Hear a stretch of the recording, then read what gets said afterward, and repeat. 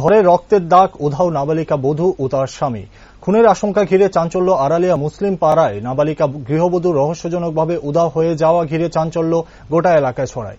তার নাম তনুজা বেগম, বয়স আনুমানিক 15 বছর। তার স্বামীও বাড়িতে নেই। শুক্রবার সকালে নাবালিকার বোনের বাড়িতে গিয়ে হাজির হয় তার শ্বশুর শাশুড়ি। তারা জানান তনুজা বেগম নিখোঁজ। তারা ছুটে আসেন তনুজার শ্বশুর বাড়িতে কয়েক জায়গায় রক্ত দেখা যায়। এখান থেকেই সবার সন্দেহ হয়তো তনুজা আর বেঁচে নেই। ঘটনার খবর পেয়ে পুলিশ ছুটে যায় ঘটনাস্থলে। পুলিশ প্রকৃত ঘটনার রহস্য উদ্ঘাটনে ও তদন্তে নেমেছে বলে জানা যায়। এই ঘটনায় এলাকায় তীব্র চাঞ্চল্য সৃষ্টি হয়েছে।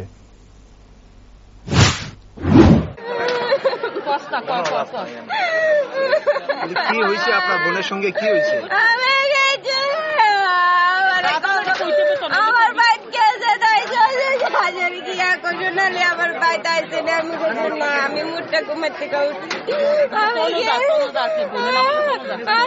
আমি কিছু আমার বাইতে না কেমনে আবে, আমার বাড়ি ঘর দুয়ার, আমার রাস্তাঘাট কিচ্ছু কিনা না। আমি যদি তাইরে যেমন আনছি বেড়াইছে আমার ভাই জামাইয়ের বলে শুনে মেয়েদের রক্ত মুক্ত লাগে না, শরীর কাঁপতেছে। ব্যাগ দুইটা বাইরে গেছে, কেনা বলে দেখছে আয়া খবর দিচ্ছে।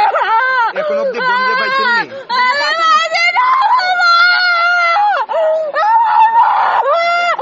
আমি দেখছি আমার বাড়ি।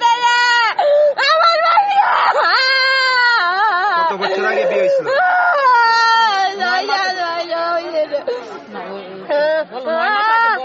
9 মাস মনে হয়েছে। বোনের নামটা কি? স্বামীর নাম? এখন স্বামী কই?